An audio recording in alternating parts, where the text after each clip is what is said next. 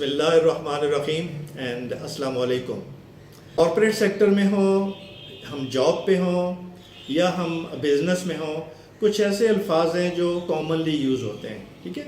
Such as कुछ लोग कहते हैं जी कि ये इफ़ेक्टिवनेस है, ये एफिशिएंसी है या ये परफॉर्मेंस है, ठीक है। आइए ज़रा कोशिश करते हैं इन तीनों को समझने की और फिर इनको आपस में लिंक अप करने की कि अल्टीमेटली एक सक्सेस के लिए, ग्रोथ के लिए हमें किस तरह से इन तीनों को साथ लेकर चलना होगा, राइट। सो पहले शुरू करते हैं कि एफिशिएंसी से। यूजुअली तो बड़ा कॉमनली यूज़ होता है ना कि जी बड़ी एफिशिएंसीज दिखा रहे हो। तो बेसिकली जब हम किसी एफिशिएंसी की बात करते हैं तो इसका मतलब ये होता है कि हम कुछ रिजल्ट लेने के लिए हमें कुछ ऐसी एक्टिविटीज़ करनी पड़ती हैं या करते हैं जिसकी वजह से हमें कुछ रिजल्ट्स आते हैं, ओके। सच एज क्योंकि हमारा मेजर फोकस यूजुअली सेल्स होता है, तो अगर हमें सेल्स रिजल्ट्स चाहिए तो वो सेल्स रिजल्ट्स लाने के लिए हमें कुछ एक्टिविटीज़ करनी पड़ेंगी, ठीक है। सच एज कि हमें कस्टमर के पास जाना है, किस कस्टमर के पास हम जा रहे हैं, उनका पोटेंशियल या बिजनेस कैसा है, उनका ओवरऑल एटीट्यूड या बिहेवियर्स कैसे हैं, और हम कितने कस्टमर डेली बेसिस पे विज़िट करें। और जब विज़िट कर रहे होते हैं तो डेफिनेटली हम ये देखते हैं कि उस दौरान हमारी कम्युनिकेशन कैसी होती है, हमारा प्रोडक्ट रिलेटेड नॉलेज कैसा होता है, या फिर हमारी जो कम्युनिकेशन रिलेटेड सेलिंग स्किल्स हैं वो कैसे होते हैं। तो ये सब चीज़ें बेसिकली किस में आती हैं कि जो what's ever we do to bring the results.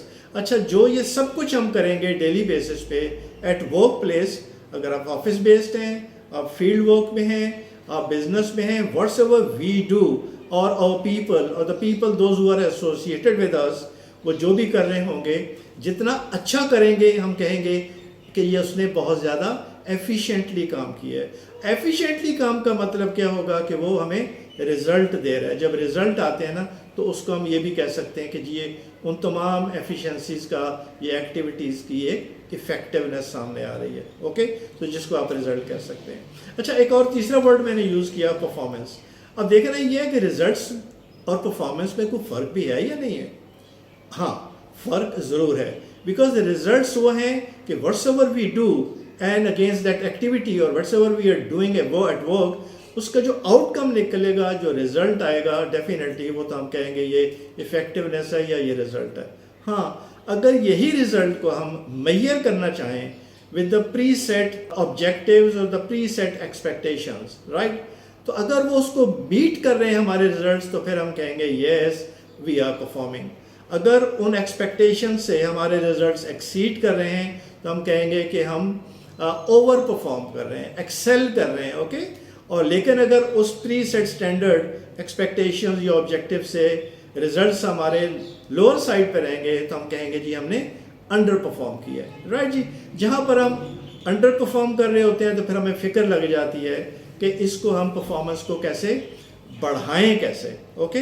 तो परफॉर्मेंस की बड़ी क्लियर एक डेफिनेशन है, it is basically the outcome either in numbers और इन द बिहेवियर्स, और these are some of the results which are measured against the preset standards, objectives और expectations, okay?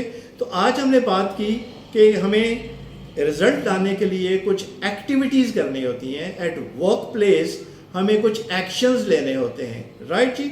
और वो एक्शंस हम कितना एफिशिएंटली लेते हैं वो डिपेंड करता है कि हमारा रेलेवेंट नॉलेज कितना है और उससे रिलेटेड हमारे स्किल्स कितने हैं। जितने अच्छे स्किल्स होंगे, जितना अच्छा नॉलेज होगा, उतनी हमारी एफिशिएंसीज और एक्टिविटीज़ बेहतर होंगी। जितनी एक्टिविटीज़ बेहतर होंगी उतने अच्छे हमारे रिजल्ट्स आएंगे। अब रिजल्ट को मेजर करने का एक पर्टिकुलर तरीका है और वो है कि हम कोई ऑब्जेक्टिव बनाएं, कोई गोल बनाएं, स्मार्ट क्राइटेरिया पे कोई एक्सपेक्टेशन सेट कर लें ताकि हमें पता चले कि जो रिजल्ट्स आ रहे हैं क्या वो रिक्वायर्ड जो रिजल्ट आने चाहिए थे वो आ रहे हैं, और अगर नहीं आ रहे तो क्यों नहीं आ रहे, अगर आ रहे हैं तो उसमें हमारी स्ट्रेंथ्स क्या हैं या उसमें क्या हम और बेहतर कर सकते हैं, ओके, इन रिजल्ट्स को एक्सेल करने के लिए या ओवर परफॉर्म करने के लिए। सो आज हमने ये बात की परफॉर्मेंस से रिलेटेड। अच्छा, हम जब नेक्स्ट निशिस्ट में बैठेंगे तो हम बात करेंगे कि how to develop the performance, okay. उसका एक तरीक़ेकार है, एक प्रोसीजर है, एक मेथोडोलॉजी है, और जिसको हम कहते हैं परफॉर्मेंस डेवलपमेंट कोचिंग, राइट जी।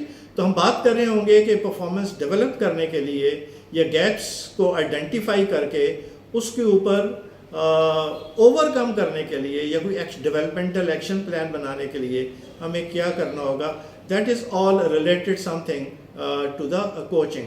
तो कोचिंग पे बात करेंगे कि कोचिंग स्किल्स क्या होते हैं, कोचिंग टेक्निक्स क्या होती हैं, इनको कैसे इम्प्लीमेंट किया जाता है, सो दैट कि हमारे टीम मेंबर्स या हमारे एम्प्लॉयज़ मोटिवेटेड भी फील करें, एनकरेज्ड भी फील करें और वो वर्क हार्ड करें ताकि अपनी उनकी परफॉर्मेंस बेहतर हो सके और अपने रिजल्ट्स वो अचीव कर सके थ्रू कोचिंग। तो कोचिंग पे बात करते हैं इंशाल्लाह अपनी नेक्स्ट वीडियो में।